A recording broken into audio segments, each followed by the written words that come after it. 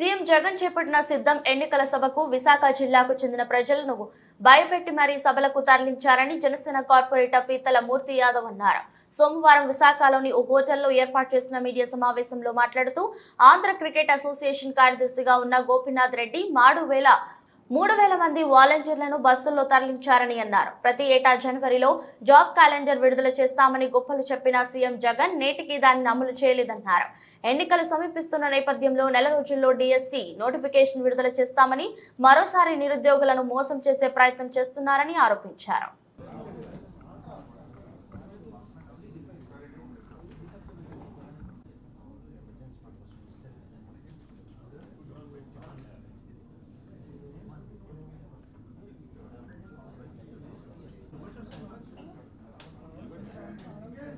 మీరు అనకాపల్లి తుమ్మపాలు షుగర్ ఫ్యాక్టరీతో పాటు తాండవాన్ని ఏటు తిరిగి ఈ దుశ్శాసనుడా దుర్యోధనుడా, ఎందుకంటే చరిత్రకారుల మాటలు మనం వక్రీకరించకూడదు.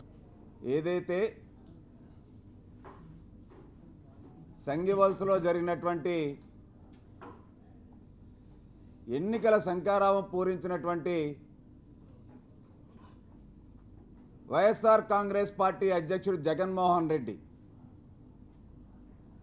తనకు తాను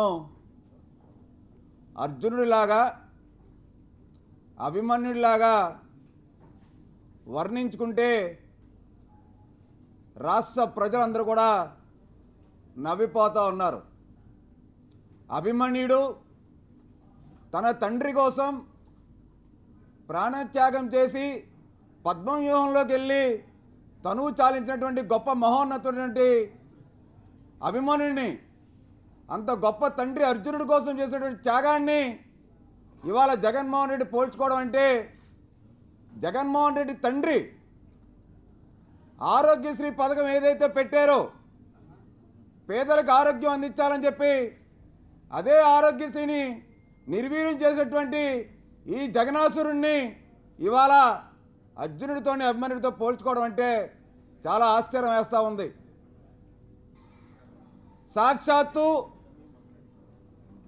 రాజోల్ నుంచి, అమలాపురం నుంచి, ఏలూరు నుంచి, కాకినాడ, తుని నుంచి ప్రభుత్వ